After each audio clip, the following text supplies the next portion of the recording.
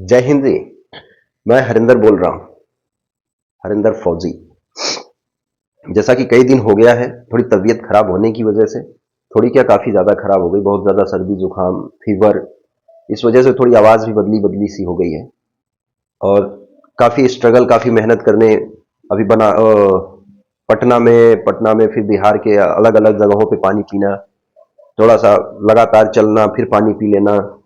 तो इस तरीके से तमाम समस्याओं के बीच में कुछ शरीर की समस्या हो चुकी है।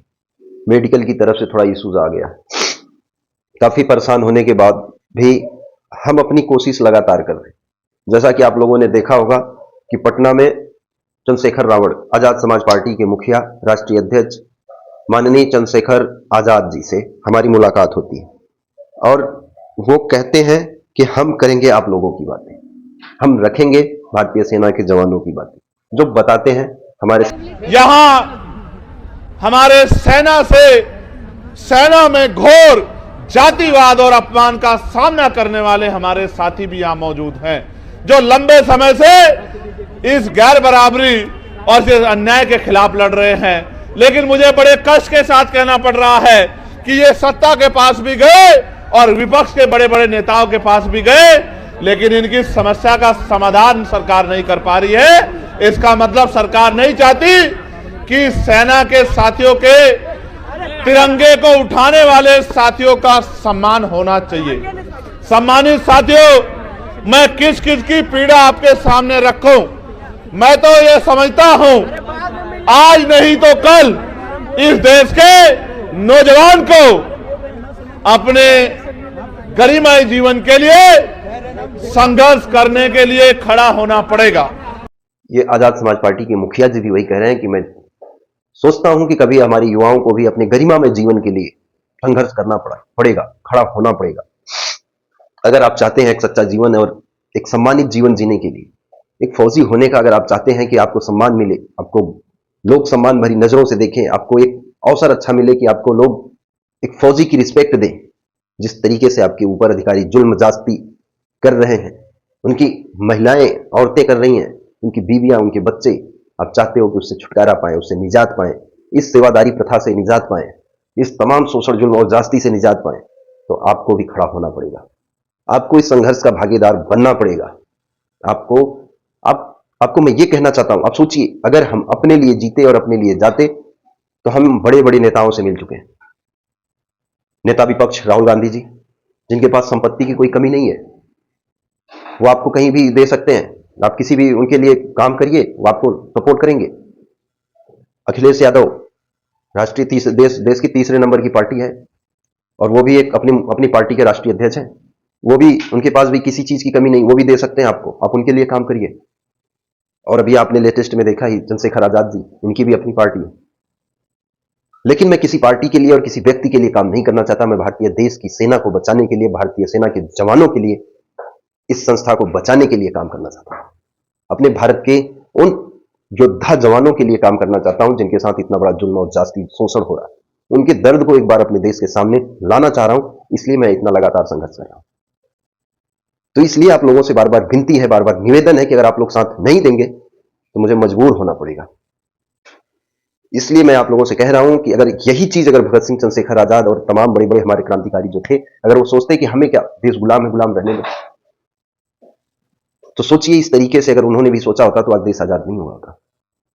तो इतनी बड़ी सेना होने के बावजूद भी क्या 10 लोग, 5 लोग इकट्ठे नहीं हो सकते? इस लड़ाई को लड़ने के लिए पूरी सेना नहीं चाहिए, कम से कम 10-5 लोगों की जरूरत है, जो अपना त्याग और बलिदान समर्पित करके दिखाएं कि नहीं, हाँ ऐसा हो रहा है, इस चीज को बंद करना चाहिए और सच में हम देश की सुरक्षा को बचाने के लिए लड़ रहे हैं। आपको आगे आना चाहिए और इस लड़ाई को लड़ना चाहिए। सिर्फ कुछ नहीं होगा, फिर सोचो कि हमारे लिए कोई लड़ेगा, हमारे लिए कोई बोलेगा, कोई नहीं बोलने वाला।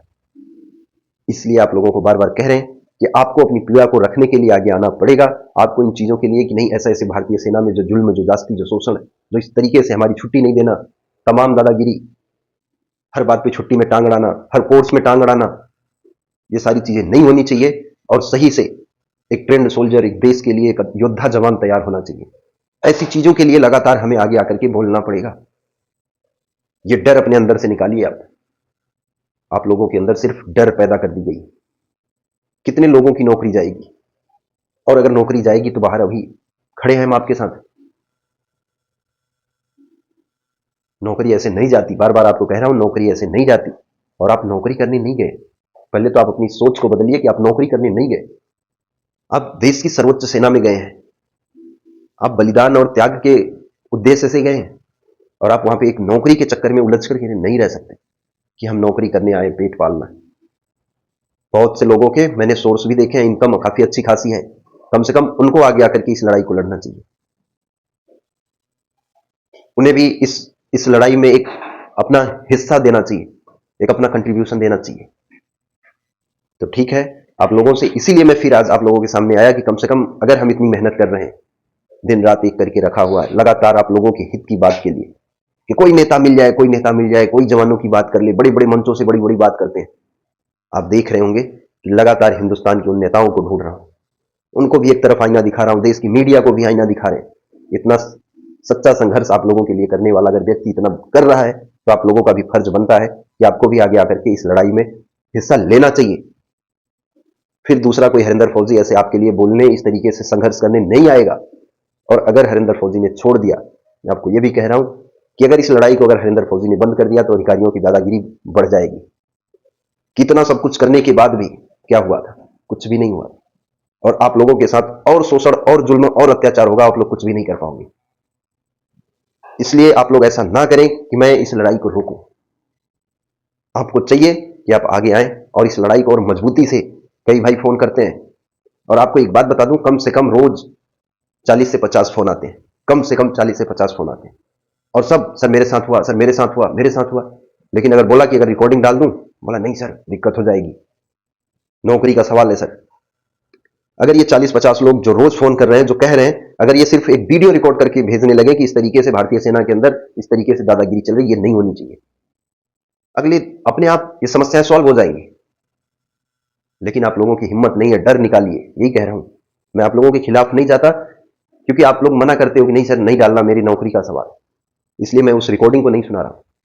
नहीं सोचिए, रोज 40-50 लोगों की रिकॉर्डिंग को अगर मैं खाली सिर्फ सुना दूं, एक वीडियो रिकॉर्ड करके, देखिए कैसे हो रहा है, तो भी ये चीजें बदल जाए।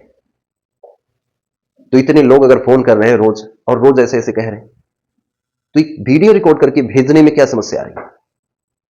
आप अपनी पीड़ा को बता रहे हैं, ना कि आप कोई सिक्योरिटी को लीक कर रहे हैं, ना ही आप किसी वॉर सिचुएशन या ऑपरेशन की बात कर रहे हैं। आप बस ये कह रहे हैं कि आपके साथ इस तरीके से दादागिरी कर रहे हैं। ये आप अपने दिमाग से, दिल से डर निकालिए कि इतना कहने पे आपके साथ कोई अत्याचार, कोई शोषण, कोई जुल्म होगा। और एक नहीं, सभी लोग कह रहे हैं।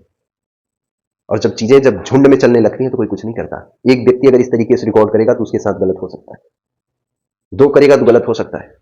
लेकिन जब ये संख्या बढ़ने लगेगी, 2 से 3, 3 से 4, 4 से 5 ऐसे होने लगेगा, तो कोई फिर उसमें उस चीज का सुधार किया जाएगा। तो ये अपने दिमाग से ये चीजें निकालिए, और सभी लोग इस मुहिम में जुड़िए कि आपको अपनी इस पीड़ा को कम से कम रिकॉर्ड करके भेजनी है। और हरिंदर फौजी लगातार आगे आकर के फाइट कर रहा है आप लोगों के लिए।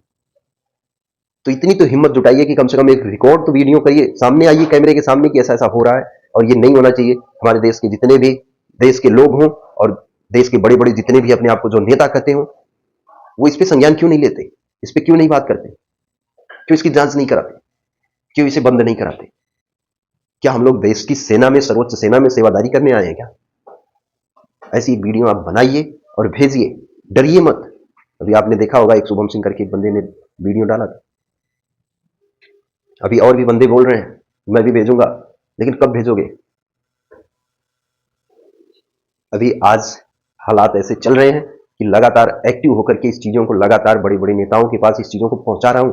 जरूरत आज है, आज भेजोगे तो इस चीजों को मैं दिखा सकता हूं। उनसे जब मिलता हूं तो उनको ये चीजें दिखानी पड़ेगी कि देखिए इतने जवान कह रहे हैं, केवल एक अकेला एचके यादव नहीं कह रहा है।